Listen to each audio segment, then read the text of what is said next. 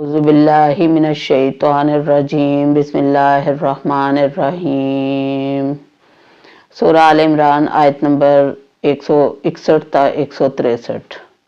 اللہ تعالیٰ فرماتے ہیں وَمَا كَانَ لِنَبِيٍّ أَن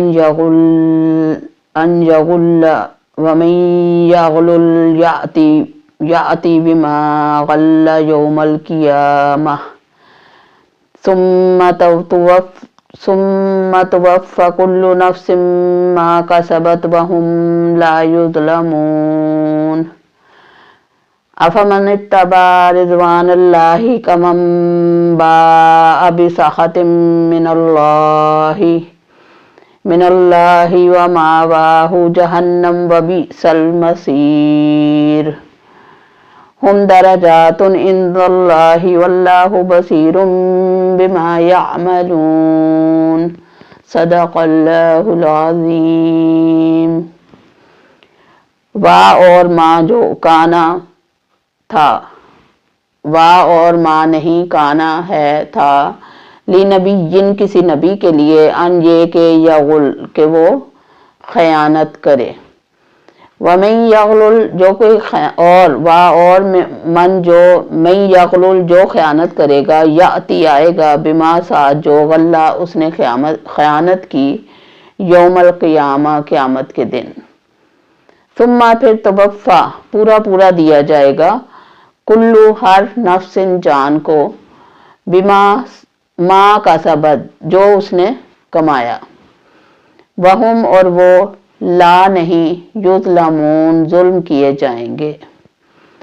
افمن اتبع کیا فا پس من جو نتبع جس نے پیروی کی، رضوان اللہ رضوان رضامندی اللہ کی، کمم با کا مانند من جو با جو پلٹے، کمم با اس کی مانند ہے جو پلٹے، بسخطن ساتھ غصے کے، غضب کے، غیظ کے، ناراضگی کے، من اللہ کی طرف سے، ومأواہ اور اس کا ٹھکانہ جہنم ہے، وا اور بیسا برا ہے، المصیر لوٹنے کی جگہ، ہم وہ درجات ہیں ان کے درجات ہیں، عند اللہ کے نزدیک، واللہ اور اللہ بصیر خوب دیکھنے والا ہے، بما ساتھ جو یعملون وہ کرتے ہیں۔ صدق اللہ العظیم۔ سورہ آل عمران کی اس آیت میں مال غنیمت میں چوری کی ممانعت آئی ہے۔ ہوا یہ تھا کہ جو منافقین تھے وہ نبی پاک صلی اللہ علیہ وسلم پہ نعوذ باللہ غل یعنی مال غنیمت میں چوری کا الزام لگا رہے تھے، اور ساتھ یا ایک رائے یہ ہے کہ وہ نبی پاک صلی اللہ علیہ وسلم پر خیانت اور ان کے ساتھ جو ہے وہ کینہ اور دل میں کینہ اور ان کے خلاف مخالفت اور ان کی خیرخواہی نہ کرنے کا الزام لگا رہے تھے، نعوذ باللہ۔ تو اللہ تعالیٰ نے ان کے ان الزامات کا جواب دیا ہے۔ اللہ تعالیٰ فرماتے ہیں وَمَا كَانَ لِنَبِيٍّ أَن يَغُلَّ کسی نبی کے لیے یہ نہیں ہے، جائز نہیں ہے، یا کسی نبی کا یہ کام نہیں ہے کہ وہ خیانت کرے۔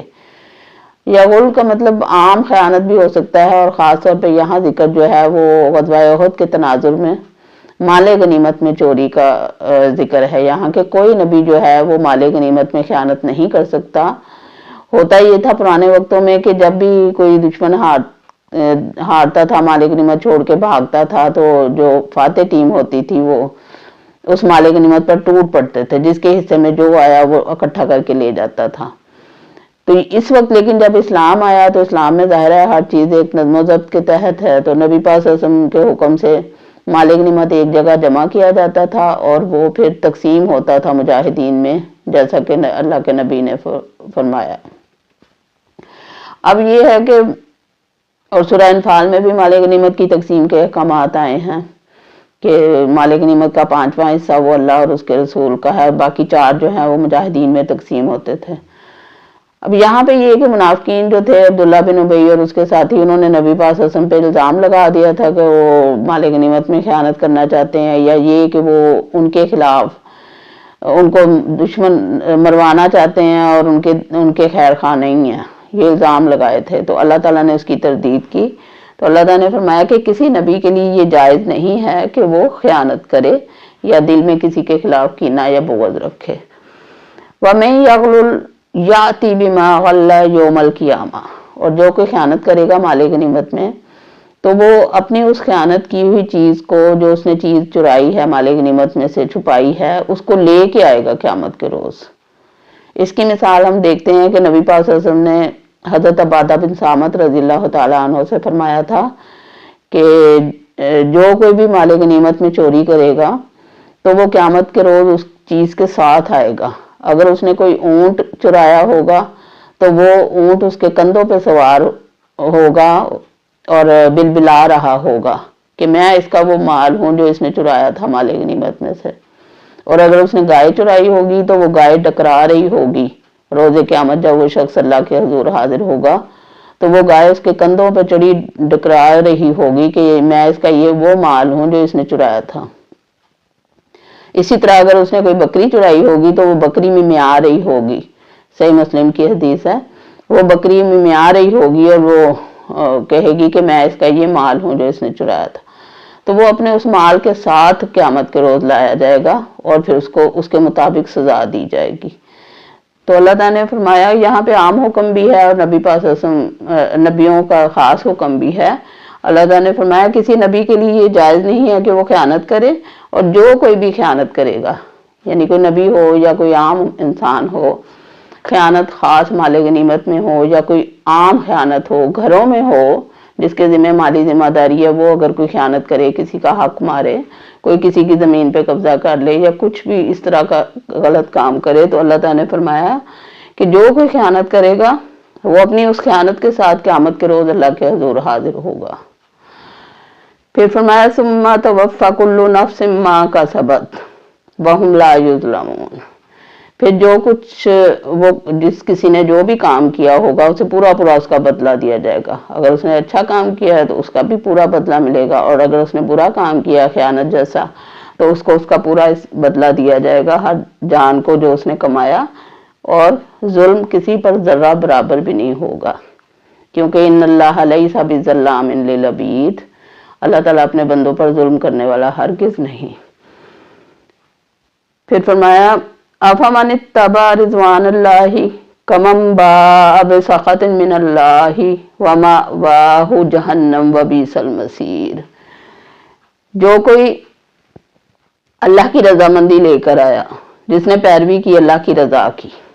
اب جو ایمان والے ہیں، جو اللہ کے حکموں کو ماننے والے ہیں، جو اللہ کی مرضی کے آگے اپنی مرضی کو ختم کرنے والے ہیں، جو اللہ کے فرما بردار ہیں، کیا وہ اس کے مطابق ہو سکتے ہیں؟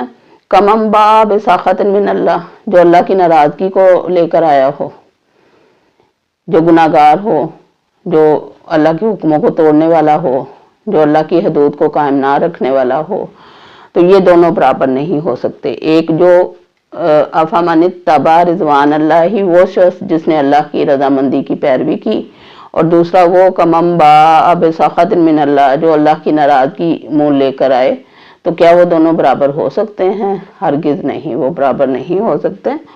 ومأواہ جہنم، ان کے لیے تو جہنم ہے، جو اللہ کا سخط، اللہ کی ناراضگی، اللہ کا غیظ، اللہ کا غضب۔ قرآن پاک میں 3 لفظ استعمال ہوئے ہیں اللہ کی ناراضگی کے لیے، سخط کا لفظ آیا ہے، اس کے علاوہ غیظ کا لفظ آیا ہے اور غضب کا لفظ آیا ہے۔ وباء بغضب من اللہ، ہم پیچھے پڑھ آئے ہیں۔ تو اللہ تعالیٰ نے فرمایا کہ کیا وہ جو پیروی کرتا ہے اللہ کی رضا کی، اس کی طرح ہو سکتا ہے جو پلٹے اللہ کی ناراضگی کو لے کر؟ ومأواہ جہنم، لیکن اس کا تو بدلہ جو ہے وہ اس کا ٹھکانہ جہنم ہے، جو اللہ کی ناراضگی کو لے کے جائے گا، جو اللہ کے حکموں کے خلاف دنیا میں زندگی گزار کے جائے گا، تو وہ ظاہر ہے اللہ کو ناراض کر کے جائے گا۔ وبئس المصیر، اور پھر اس کے لیے बहुत ही बुरा ठिकाना होगा, वहाँ जहन्नम होगी, नाउजुबिल्लाह। फिर फरमाया हम दराजातुन इंदल्लाहि, उनके दर्जात हैं अल्लाह के नज़दीक। जन्नतियों के भी दर्जात हैं, जहन्नमियों के भी दर्जात हैं।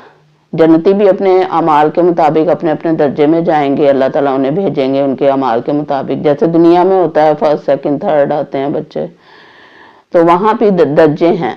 जो ज़्यादा नेक लोग हैं, अम्बिया अलैहिमुस्सलाम हैं, उनके दर्जे ज़ाहिर है सबसे बुलंद हैं, फिर उनसे कम, फिर उनसे कम, फिर उनसे कम, ऐसे जितने किसी की नेकी ज़्यादा है उतना उसका दर्जा बुलंद है। तो इसी तरह जिस तरह जिसके गुनाह ज़्यादा हैं उसका दर्जा जहन्नम में बड़ा है। तो जन्नत में तो बुलंद दर्जे होंगे और जहन्नम में निचले दर्जे होंगे। जैसे कुरान ने कहा इन्नल मुनाफिकीना फिद्दरकिल अस्फली मिनन नार, बेशक मुनाफिक जो हैं वो जहन्नम के सबसे निचले तबके में होंगे। तो दरकिल अस्फल मुनाफिकीन के लिए दर्जा मुतय्यन किया गया। तो इसी तरह अल्लाह ताला ने जन्नतियों के भी दर्जे बनाए हैं और जहन्नमियों के भी दर्जे बनाए हैं।